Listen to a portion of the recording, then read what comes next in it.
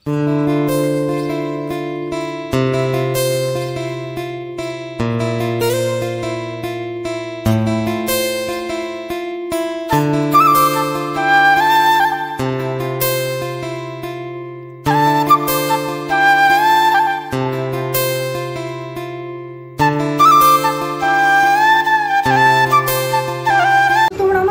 Comments করছো যে দিদিভাই তোমার সঙ্গে কি সুস্মিতাদির কিছু হয়েছে, কেন কথা বলো না বা কথা বলো না সুস্মিতাদির সঙ্গে, এরকম অনেক কমেন্টস তোমরা করছো। হে গাইস, গুড মর্নিং সবাইকে। কেমন আছো তোমরা সবাই? আশা করি সবাই অনেক ভালো আছো, সুস্থ আছো। আমরা বেশ ভালো আছি, সুস্থ আছি। আমার নতুন একটা ভিডিওতে তোমাদের সবাইকে ওয়েলকাম জানাচ্ছি। তো আজকে হলো জুলাইয়ের 17 তারিখ আর এখন বাজে 7টা 6। উঠেছি 6:30, 6:30 একটু পর। তো ফোন ঘাটছিলাম সেই থেকে শুয়ে শুয়ে। যাই হোক, সারাদিন যেগুলো করি সবটাই তোমাদের সঙ্গে শেয়ার করবো। 3 দিন হয়ে গেল আমি কোনো ব্লগ ভিডিও শ্যুট করিনি, প্লাস 2 দিন ভিডিও তোমাদের সঙ্গে শেয়ার করতে পারিনি, একটু প্রবলেমের মধ্যে ছিলাম। তো সেই জন্য যাই হোক, আজকে অনেকগুলো দিন পর একটা ভিডিও শ্যুট করছি। ভাবলাম ডেইলি ব্লগ এবার আমাকে শ্যুট করতেই হবে, কারণ তোমরা কমেন্টস করছো। বিশেষ করে আমি একটা জিনিস দেখেছি, তোমরা ডেইলি ব্লগ দেখতে বেশি ভালোবাসো।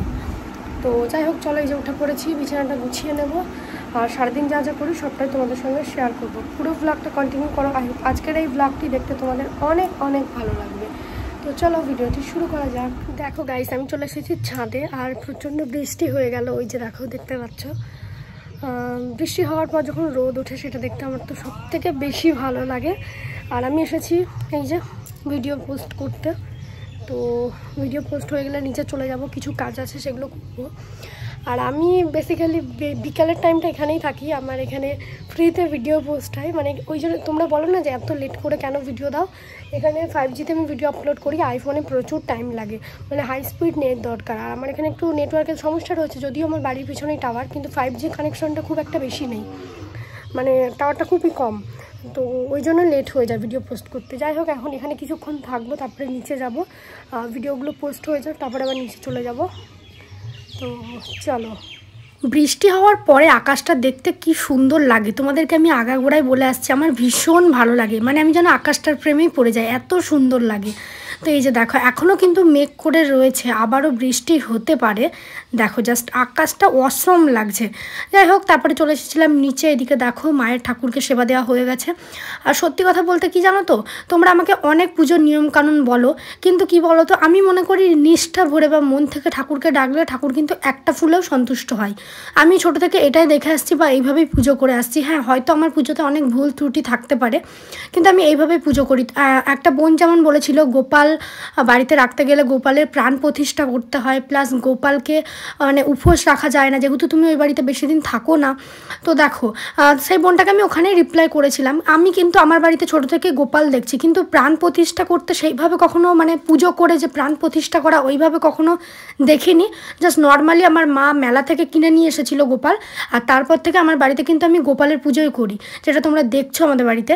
আর আগে তো প্রতি বছরই প্রায় চেঞ্জ করা হতো, মানে এই মাটির, এটা তো মাটির মধ্যে, দোলের মেলাতে আগে খুব সুন্দর গোপাল পাওয়া যেত, মানে মাটির। তো আমরা প্রত্যেক বছর নতুন করে নিয়ে আসতাম, এখন তো আর হয় না। জানি সেইভাবে পুজো আর্চার বিষয়ে কিছু জানি না, তবে আমি একটা জিনিস বিশ্বাস করি যে যদি হাজার হাজার ফুল দিয়েও পুজো দাও, কিন্তু তোমার মনে যদি ভক্তি না থাকে কোনো লাভ নেই। কিন্তু তোমার মনে যদি ভক্তি থাকে, ঠাকুর একটা ফুলেও কিন্তু সন্তুষ্ট হয়, এটা কিন্তু আমরা সবাই জানি। আর আমি যখন ঠাকুরকে ডাকি, আমি কিন্তু মন থেকেই ডাকি। আচ্ছা, এইদিকে দেখো, মা এখানে বানাচ্ছে গোলা রুটি। মানে এটা মনে হয় কোনো একটা একাদশীর দিন বা কিছুর দিন আমি ভিডিওটা শ্যুট করেছিলাম, আমার ঠিক মনে নেই, কারণ 3-4 দিন আগের ভিডিও। হ্যাঁ, সেই দিন মনে হয় একাদশী ছিল, তো ওই জন্য মা হচ্ছে ভাত খাবে না, তার জন্য এই গোলা রুটি বানাচ্ছে, আর আলু আর বাদাম দিয়ে তরকারি বানাবে। এই গোলা রুটি বানানো কিন্তু খুব সহজ, আর খেতেও কিন্তু বেশ ভালো লাগে আমার। তোমাদের কার কার ভালো লাগে কমেন্ট করবে। তো এদিকে দেখো, মাকে অনেকদিন পর ভিডিওতে দেখাচ্ছি। আচ্ছা, একটা বোন একটা কমেন্ট করেছিল, আমি কমেন্টটা স্ক্রিনে দিয়ে দিচ্ছি। প্রিয়াঙ্কা আমাকে কমেন্ট করেছিল, শিল্পী কাকিমাকে কতদিন দেখিনি, একবার কাকিমার হাসি মুখটা দেখা। কাকিমার মুখে যেন সবসময় হাসি থাকে, এটা তোমার দায়িত্ব। তো থ্যাংক ইউ প্রিয়াঙ্কা এত সুন্দর একটা কমেন্ট করার জন্য। আর মাকে দেখালাম, মানে আমি ভিডিওটা শ্যুটই করেছিলাম, তারপরে তোমার এই কমেন্টটা দেখতে পেলাম, সেই জন্য আমি কমেন্টটাকে স্ক্রিনে দিয়ে দিলাম। থ্যাংক ইউ এত সুন্দর একটা কমেন্ট করার জন্য। আর আমার মা যখন কোনো কিছু রান্না করে, আমি সবসময়, মানে সেই ছোটোবেলা থেকে আজ এখনও স্বভাব পাল্টাইনি। আগে তো আর ভিডিও করতাম না, মানে মায়ের কাছে এসে বকবক করি। আগে যখন ছোট ছিলাম তখন মার কাছে এসে রান্নাঘরে পড়তে বসতাম, আর এখন এসে বকবক। আসলে এটা না, আমরা মেয়েরা খুব মায়ের কাছের হই, মানে সব কিছু ইজিলি শেয়ার শেয়ার করতে পারি, তবে আমি অনেক কিছু চেপে রাখি বা রাখতে জানি। তোমরা জানো আমার সিচুয়েশানটা আর 5 জনের সঙ্গে আমার লাইফটা এক না।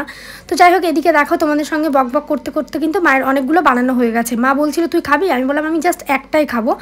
তো ওইদিকে দেখো আলু কেটে নেওয়া হয়েছে, বাদাম দিয়ে তরকারি বানাবে।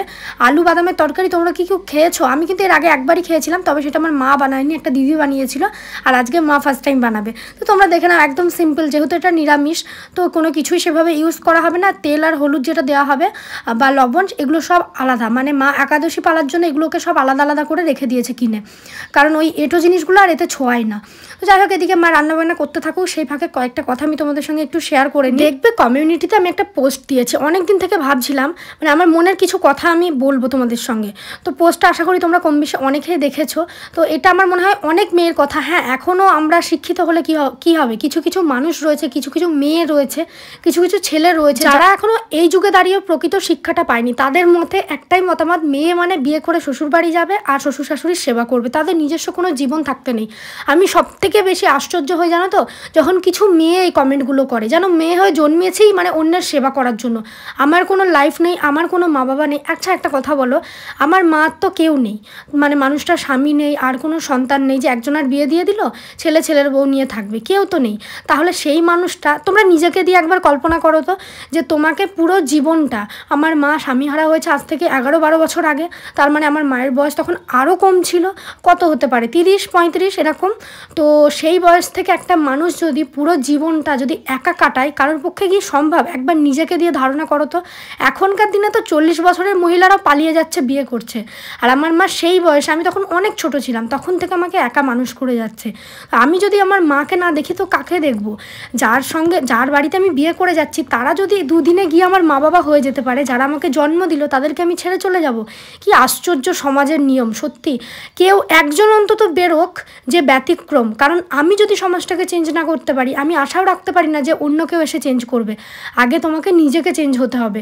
হ্যাঁ, এর জন্য অনেকের কাছ থেকে অনেক কথা শুনতে হয়, অনেকে ভালো যারা শ্বশুর শাশুড়ির সেবা করে। আমি খারাপ, আমি মানছি, আমি খারাপই হতে চাই, কারণ সমাজের একজন যদি চেঞ্জ হয় বাকি 10টা চেঞ্জ হবে, একবারে সবাই চেঞ্জ হয়। আমি চাই আমি জীবনের বরাবর সবসময় আমি ব্যতিক্রমী একটা মানুষ।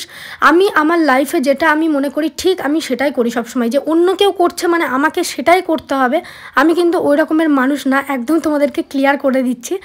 আর তোমাদেরকে যেটা বললাম, তোমরা একবার নিজে কল্পনা করো তো, এই মানুষটা যদি একটা বাড়িতে সারা জীবন একা কাটায়, রাত বিরেত জানো তো আজকাল কত কিছু হয়, বিশেষ করে আমার বাবা কিন্তু মাঝ রাতে মারা গেছে, তো তখন আমি কাউকে ডেকে পাইনি।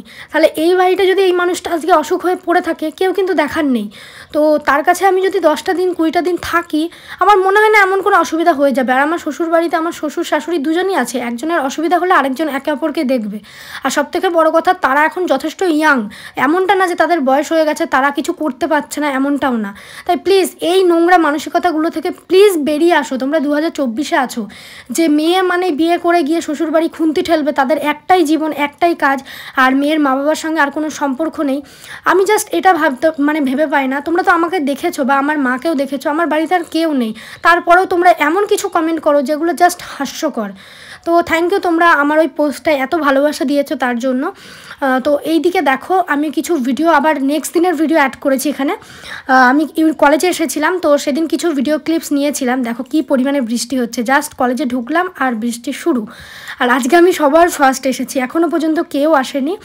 আচ্ছা, আমার একটা পার্সেলও এসেছিলো দেখলে, ওটা আমার প্রমোশনের পার্সেল। তো পার্সেলটা নেওয়ার জন্য আমি ওখানে দাঁড়িয়েছিলাম। এই কথাগুলো আজকে একটু শেয়ার করতে মন চাইলো, যে সমাজ কেমন, মানে এই 2024-এ দাঁড়িয়ে আমরা নিজেদেরকে আধুনিক বলি, তারপরে সমাজটা এমন কেন? এটাই হচ্ছে আমার সবথেকে বড় কোয়েশ্চেন।